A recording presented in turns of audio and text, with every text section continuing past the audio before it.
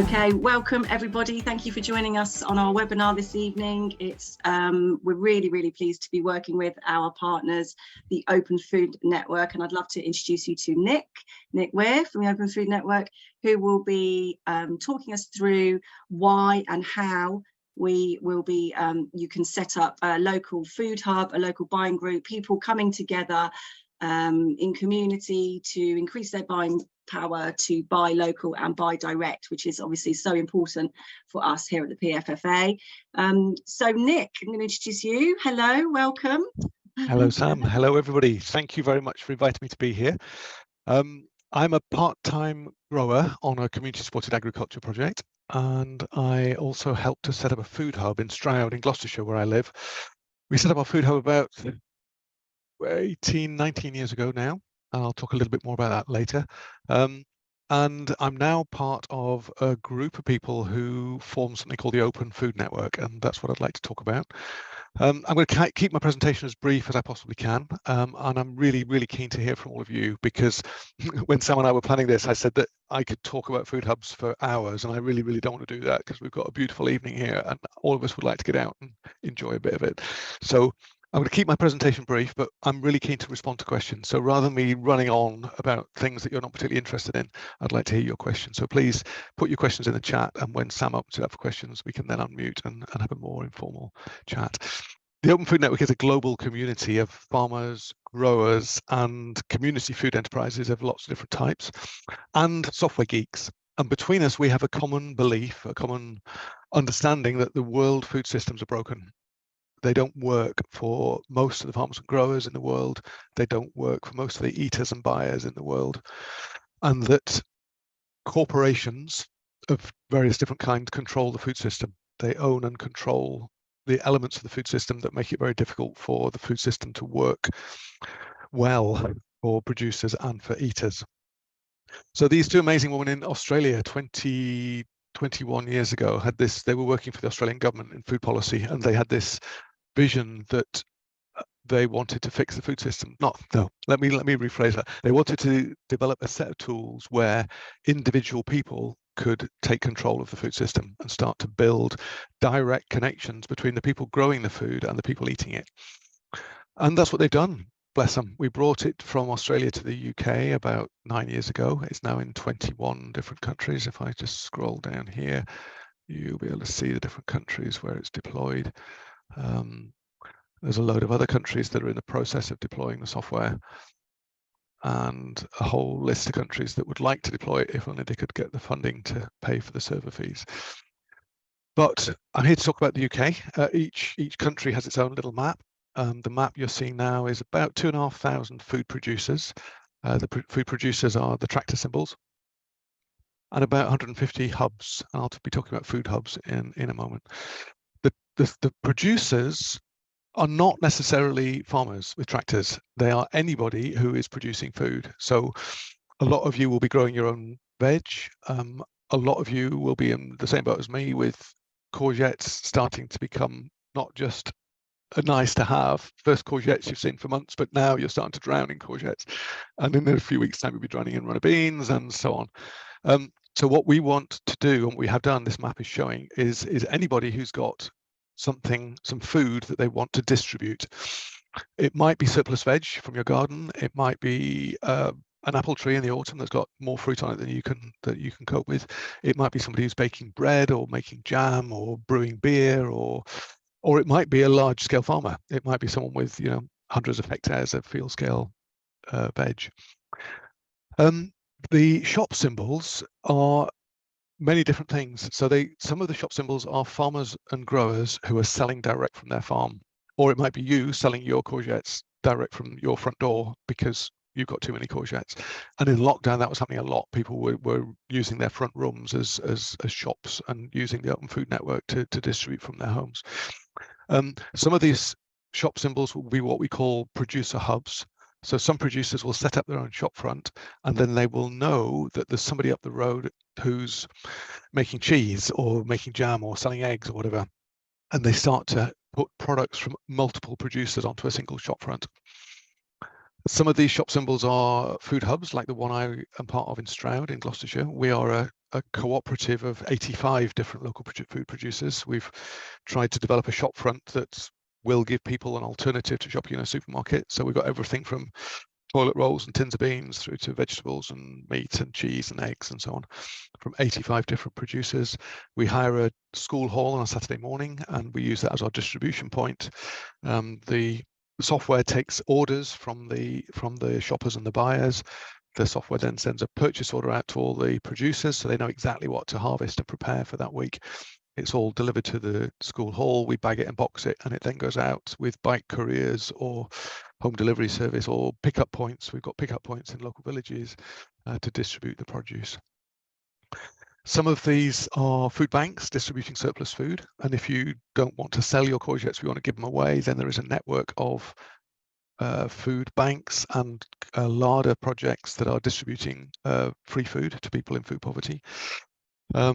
Some of them are buying groups, buying from wholesalers. So there are wholesalers like Essential Trading in Bristol, Sumo in Halifax, Infinity in Brighton, who are selling sacks of rice and pasta and lentils, bulk sacks at wholesale prices. These buying groups on the Open Food Network will buy the bulk produce at wholesale prices. They then split it up and distribute it to their members at very low prices. Some of these shop symbols are farmers markets, a traditional farmers market, face-to-face farmers market, but with an online shop front. Some of them are retail shops. Many, there's, as I say, over 100 hubs across the UK, and they're all different. I'll show you one of them later. Any questions at this point, please do stick them in the chat. If I've gone too quickly over anything, then please do let me know. I think what I'll do now is show you one of the hubs. This one's down in Devon. They're all very locally branded. This one's called In My Backyard. It's in Seaton in East Devon. There's a little about page where they talk about how they run their hub. This is a hub actually based at one of the farms in East Devon, and you can see here all of these different producers who are selling. Some of them, you know, this Wellbread is a very small bakery. They actually just use their kitchen to make bread. Forest Fungi grow mushrooms in their garage, and some of them are quite big, big farms, and fisheries and so on. But if you go to the shop page, you can start to see some of the products. You can see the pictures of the products. You can see the names of the producers. And if I scroll down here, you can click on the product itself. The producer will put up a description of the product. We encourage them to be as detailed as possible. This producer's been a little bit too brief in his description, but this happens to be certified organic. A lot of the produce we sell is agroecologically grown, but it's grown by producers who are too small scale to justify organic certification. So they will use this description box to describe their growing methods. And if you want a bit more detail, you can click against every product and it will tell you who produced it. So you can see here that the Apricot Centre, you've got a phone number, you've got social media links, and they will describe their food production in lots of detail. We're very much into transparency. We want you to be able to see what the product is, who it's come from, and we also want you to be able to see how much of the selling price is going to the producer. So if the supermarkets did this, you might be very surprised to see that very little of the final selling price at a supermarket actually ends up in the pocket of the person who grew the food. Most of it is sucked out by the shareholders of the supermarkets. So in this case, the producer is charging £2.75 for their mushrooms. The food hub is charging 25%. This is just to cover their running costs. So they will have paid employees who work for the food hub. They will be there at the distribution point, bagging it, boxing it, dealing with shoppers and so on. And this particular food hub is part of something called the Southwest Good Food Network, which is a network of hubs that have joined together. There's 4 hubs in very close proximity to each other, and they have started to share their list of producers amongst themselves. And I'll talk you through how that works. And they're adding another 10% to the selling price.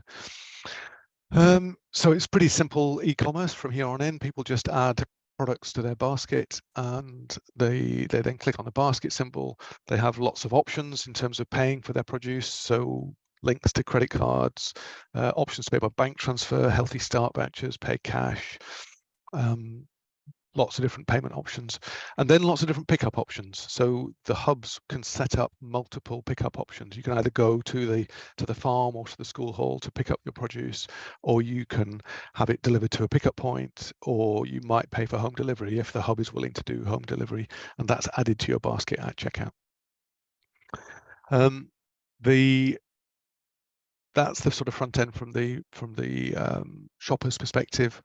A lot of our hubs are also selling to cafes and restaurants. Some of them are selling to schools and colleges and so on. And basically, whoever's buying, they will be able to see all of the products, all of the producers, and how that price is made up. In some cases, there is a wholesale shop front, so it's possible to set up a shop front that has certain products available at retail quantities for shoppers, and also wholesale quantities for buyers and procurers of organizations.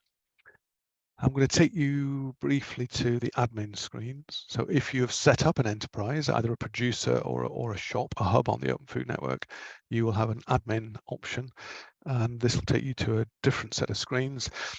And if you do set up as a producer or as a shop, it takes about 5 or 10 minutes to register. There's no cost at all to register on the Open Food Network, but you can then start to add products. And you can either import the products from a spreadsheet, or you can click here and add a new product. And it will ask you to give a few details about the product that you're selling, to set a selling price and so on. There we go. So let's add a new product here. It was taking a while to load because I've got access to 75,000 products there. I should have logged in with a different email address. So yes, you put your name in here, the name of your producing enterprise, what kind of product you're selling. Are you selling it by weight or by volume, or by, in some cases, bunch? So you might be selling carrots by the bunch, in which case you'd set up an item, and then you'd specify the name of the item. But mostly you'll be selling by weight. So let's sell maybe 0.5 kilos of potatoes. You'd say what kind of product it is, and this just helps the shopper to filter the types of products they're looking for. You'd set a price for your potatoes, and you'd set a stock limit. I said earlier that we're really keen to support small scale producers. So if you've only got 6 or 7 courgettes this week, or a couple of kilos of beans, then you will set a stock limit. And when the software has sold up to that limit, it will then make it not available online. So it's really easy to sell really small quantities. And if you get lots of people in an area all selling courgettes, even if they've only got a few each, you then do have quite a lot of courgettes, and it's very easy way of bringing together multiple producers to provide quite a lot of food. And then you just put a product description in there. You maybe put some links to other details. You add a picture, and then the product appears on the shop front. I mentioned prices there. So I mentioned that when you set up on the Open Food Network, there's no cost. If you're selling your products on the Open Food Network, but you're selling it through a hub or through a shop front, a different shop front, then you still pay nothing at all. The hub will make a markup on your prices, and that will cover their running costs. But the Open Food Network will make no charge. If you decide to set up a shop and you start to sell your own products and possibly sell other people's products, then you'll be making a markup on other people's products, and we will ask you for 2.4% of the total online turnover through the Open Food Network. And that just helps us cover our server fees and our staff costs and that sort of thing. The big difference between the Open Food Network and a lot of other platforms that you'll come across, so you might be familiar with Shopify, which is a very popular e-commerce platform. There's a platform called Neighbor Food. There's one called Food Assembly. There's one called Farm Drop. There's one called Pharmacy. All of these other pieces of software are very good at what they do. Some of them have got very strong ethics, and they're very aligned with what we believe we need to do in terms of a better food system. But the big difference between all of those other platforms and the Open Food Network is that this platform is open source. And what I mean by open source is that it's in common ownership. The other platforms are owned and controlled by somebody who has had a very clever idea. They've got some funding. They've set up a piece of software, but they own the software, or their company owns the software.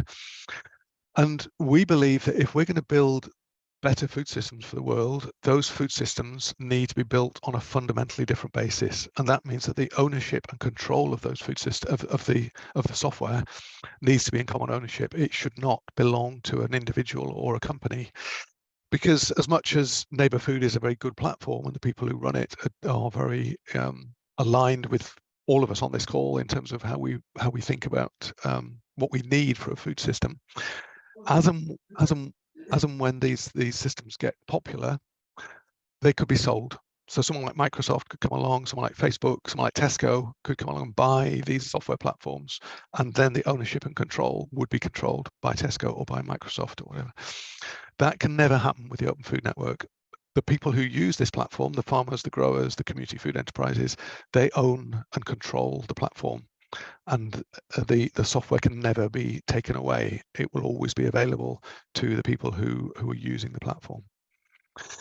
I've gone on for a bit long. Do you want me to pause for questions?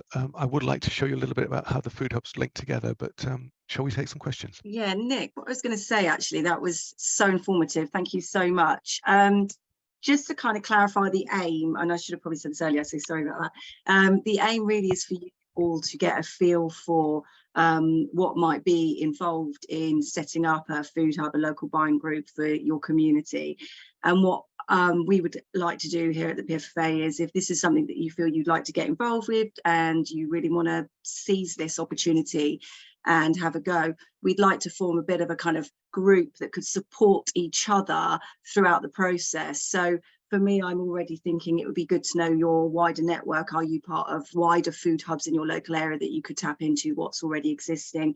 How can we support you structure a group to get this off the ground?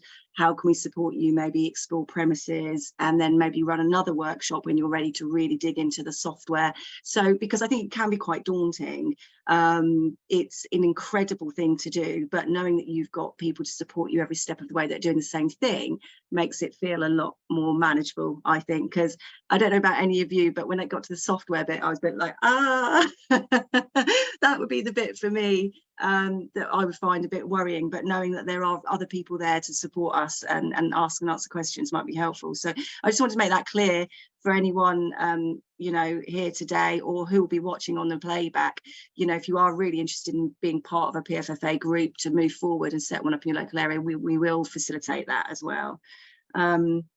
But yeah, Nick, that was amazing. If anybody has got any questions, feel free to, there's a hand icon you can raise or put your question in the chat. If anybody has any questions so far about anything. Don't know if they do, Nick. Well, as I say, I'm really happy to carry on talking if there aren't any questions. And just to back up Sam's point just now, the PFFA want to support new food hubs to get started. The Open Food Network itself, the people who work for the Open Food Network are people like me who run food hubs, and we have a support team. The software, yes, it looks daunting at first sight, but it is incredibly easy to use, and there is a very good support team who you can contact and just ask for help, and a really good user guide and so on. The other thing, please do interrupt and either unmute or stick your hand up or put stuff in the chat. But the other thing I wanted to mention is that I mentioned earlier that we ask for 2.4% of your sales. What I didn't mention is that when you're starting up, if you're trading less than £500 a month through your food hub, we don't invoice you. We ask you to consider making a donation if you feel like it. But we're here very much to start lots of new food hubs. We want food hubs all over the country. We want everybody to have access to locally produced food. And the way we're going to do that is by thousands, tens of thousands, hundreds of thousands of people starting little food hubs. And if we end up making no money out of it, that'll be fine. We've got funding. We want people to run food hubs. If you start to get successful, that's when the 2.4% kicks in. If you start to get very successful and you're trading more than 6,000 a month, then the percentage comes down and the cost comes down. And we do have some very big users who are not even paying they're paying less than 0.9% because they're trading such big volumes. But we're not in this to make money. We're in this to build food systems. It's a not-for-profit open source project, and we price it to try and build the food system as quickly as possible. We believe that COVID was just a warning shot, and that we've got some pretty heavy shocks coming to our food system, both in terms of the supply of food and the growing of food. And we need as many people as possible to get into growing food and distributing it and making it available to their local communities. And the more quickly we can build this network of hubs, the better. Sam, interrupt me if there's any chat questions. Otherwise, I'm going to go briefly and just show you. I just want to show you.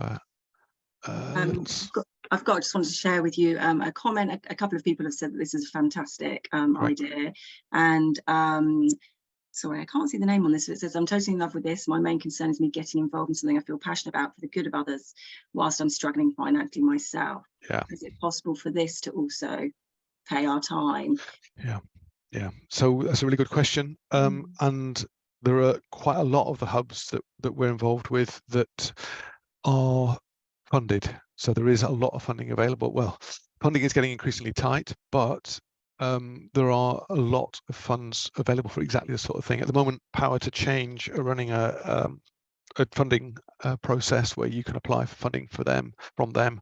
They will pay your time to get this thing started.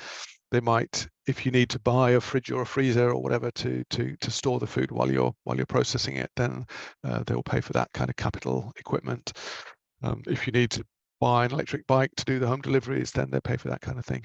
I will put some details in the chat. I'll see if I can find that while we're talking. That would be really useful. Thank you. Yeah. What we can do is we can put that in the link with this recording as well. And there may be some resources available on the PFFA website for funding too. I did notice that the first food hub that you showed us was CIC. So I wonder if some of them are setting themselves up as CICs or even possibly charities so that they can access funding to help them with that maybe. Yes, they do. Quite a lot of them are community trust companies or charities, but some of this funding is available to startups, so you don't even need to be incorporated. You can do it just as a community group. So I will, if I don't manage to dig it out by the end of this webinar, then I'll ask Sam to add it to the recording when that goes out. And thank you, Catherine, saying the software doesn't look difficult. It's only Luddites like Sam who get scared by let me go back to my little presentation. I have strengths in other areas, Nick. Absolutely. Yes, we all need to play to our strengths. So what's happening? This is down in Devon Cornwall borders. There are 4 food hubs down there, and they're relatively close to each other. And the 4 food hubs are these red boxes, and they have 2 vans. One of the vans belongs to Tamar Grow Local. That's the black line here, and this black line, once a week it does this loop. And then there's another van that belongs to In My Backyard. That was the hub we were looking at earlier in Seaton in East Devon, and that's that red line. And each of these hubs has between sort of 20 and 100 producers feeding into it. And what they've realized is that by linking the hubs together once a week, the shoppers from each of these 4 food hubs could have access to all of the producers across the whole area, which means that the food hubs get a much bigger product range and a variety of produce at different prices and different quantities and that kind of thing. And the producers also benefit because the producers can then start to sell not only to their local hub, but they will be selling to shoppers in all of the 4 hubs.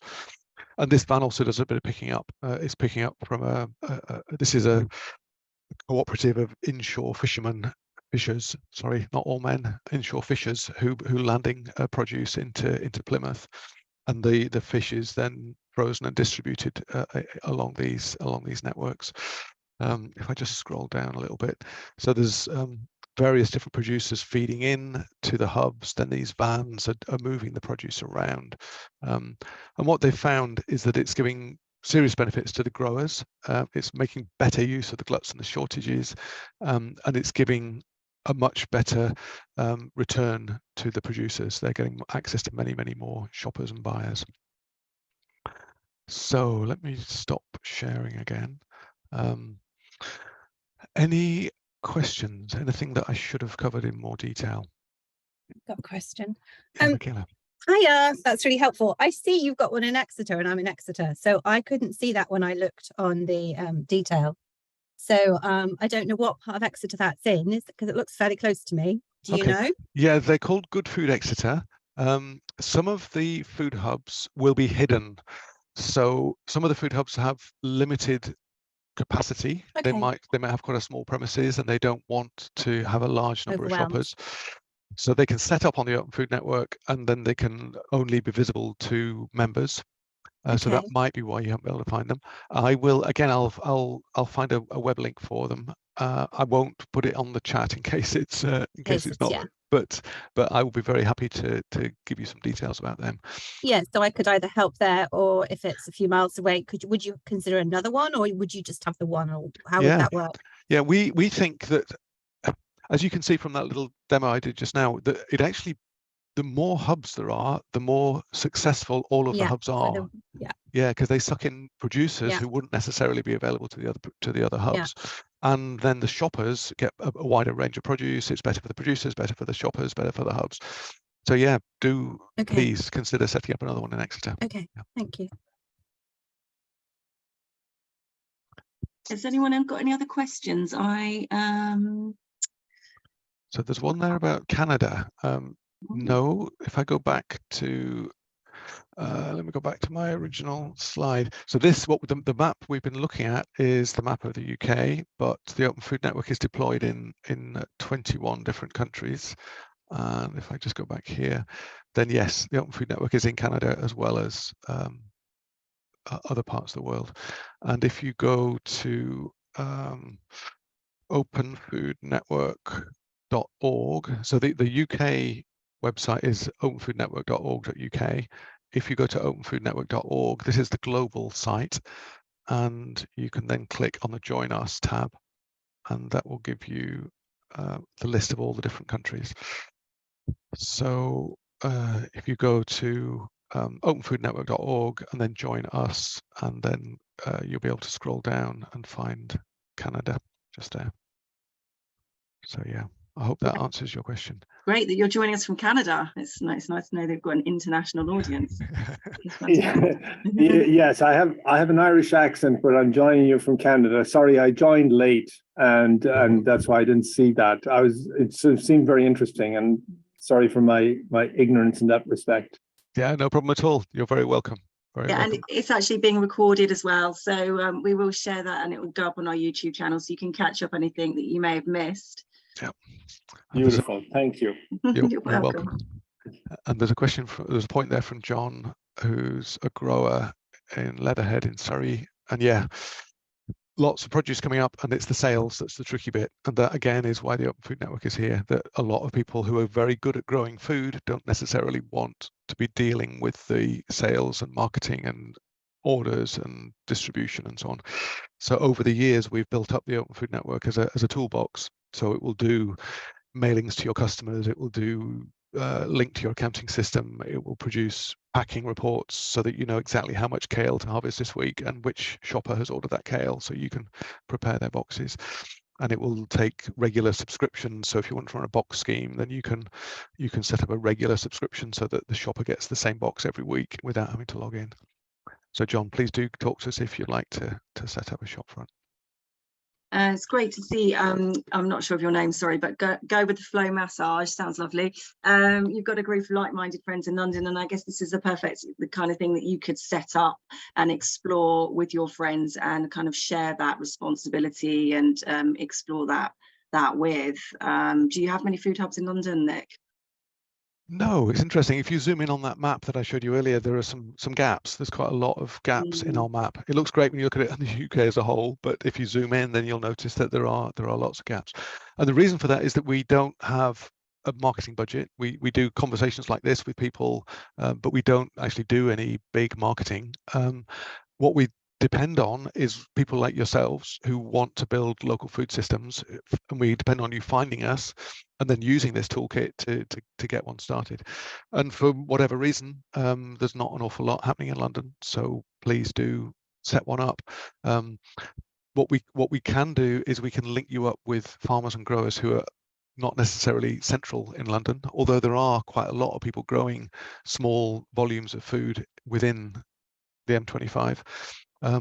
But a lot of the producers on the Open Food Network are distributing more widely than in their local area. So that Fisher's Co-op down in Plymouth, they do freeze and distribute their fish nationally. So it is possible to get overnight courier deliveries of freshly frozen fish into any part of the UK from Plymouth. I think that was our hope, actually, because we were looking at the map, and it seems to be working so well and really populated in certain areas, and then others a little bit more sparse. And that was our hope, is that we can support people to set up as many food hubs. And like you say, Nick, the stronger the network, the bigger the impact, and it's just going to kind of take off from there. So absolutely, yeah. We think about the Open Food Network a bit like the mycelium bit of the mushroom, that it's the underground network that joins together all of these things. And the more bits of the network there are, the more producers there are, the more hubs there are, then the richer that mycelium, and we could share nutrients and information and so on through that mycelium. Absolutely, yeah. Community and networking and coming together, I think it's one of the answers for a lot of things. I can't see many more questions.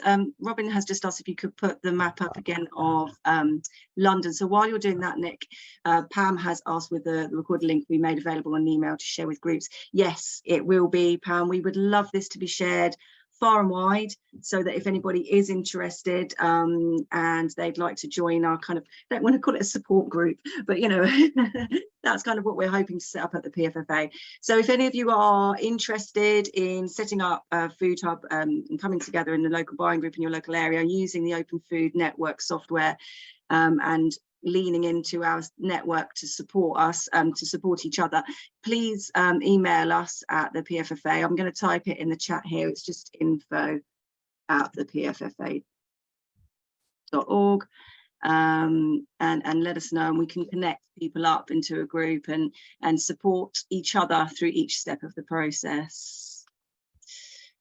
So this is London.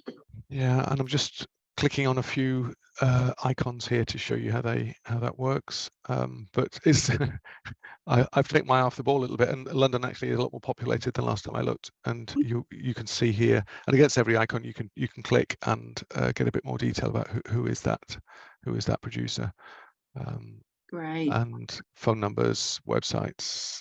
If they have got social media links, they would appear there, and if they are selling, so these people,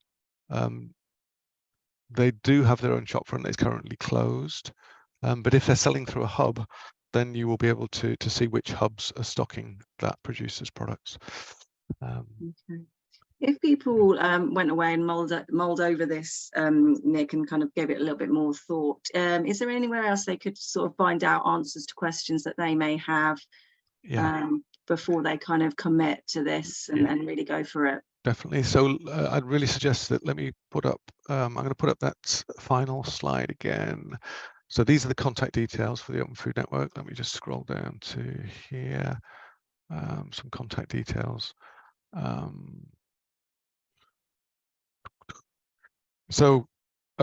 Best email address to use is hello@openfoodnetwork.org.uk. This is our about site, and if you click from there, there's some really interesting resources, Facebook, various social media feeds. But the Open Food Network about site has quite a lot of details about not just the software, but the other resources that we provide. So if you click on the resources tab on the about page, loads of stuff on marketing and promoting your food hub, a lot of stuff around the legal aspects, registering as a food business, insurance, if you decide to go for insurance, linking to finance and accounting. There's also quite a lot of case studies of various different hubs that have set up over the years, and you can read a lot of detail about those hubs there. features of the Open Food Network. And then there's many webinars that we've recorded over the years of various different aspects of running food hubs. Those are all available on our YouTube site. And then if you do want to get started, this will take you through to the user guide, and it will talk you through the various different steps to making it work. So yeah, please go to that about link in the contact details there. That's wonderful. That's wonderful, Nick. Thank you so much. Really inspiring. It'd be interesting to know if anybody here is feeling like this is a project they'd like to get stuck into and involved with. So John's saying he's definitely interested. There's a thumbs up from Manar. Hopefully I've said that right. Michaela, that's wonderful. Brilliant. Well, please get in touch with us here. Thank you, Sunny. Great.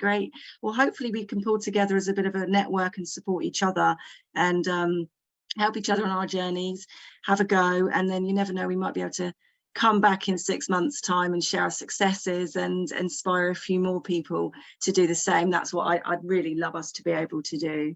Definitely. And I have just put my email address in the chat there, so any of you would like to talk to me one-to-one, please do drop me an email, and we can either do another Zoom call like this and I can talk you through some details, or have a phone chat, whatever's best for you. Thank you, Nick. That's fantastic. Brilliant, Michaela. Brilliant. Yeah, I just want to extend our thanks. Thank you so much, Nick. Thank you for sharing all of that information with us. I feel quite excited now. Thank you all for coming and your support and your questions.